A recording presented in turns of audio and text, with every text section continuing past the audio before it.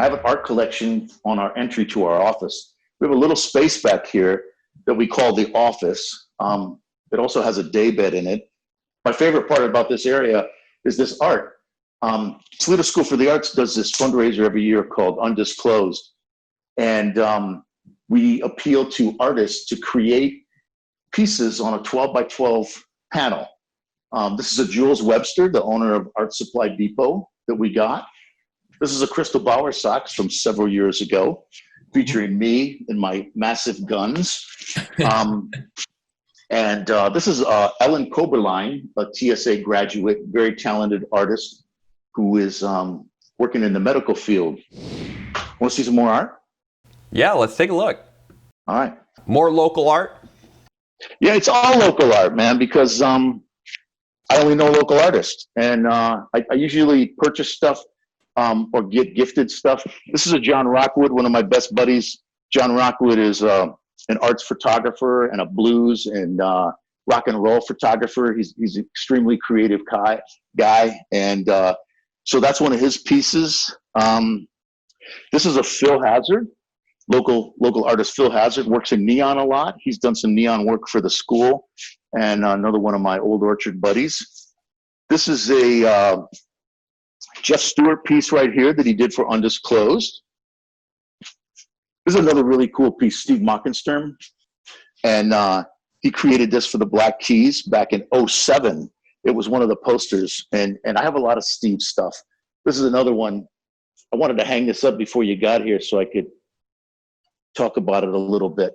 But this is a quote that he read from Roseanne Cash, and he turned it into a poster with Roseanne's permission. She sells it at her concerts. Steve Mockenstern is a designer, works for a company called Madhouse.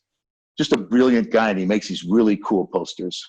And then Lucas Frost is one of TSA students. He's going to be a senior this year. This is one of his pieces called Glamour. What's it mean to you when you see your students excel, and especially you mentioned he's already in school, he's going to be a senior, and look at the work he's making already. What's it mean to you to see that development over their time in TSA?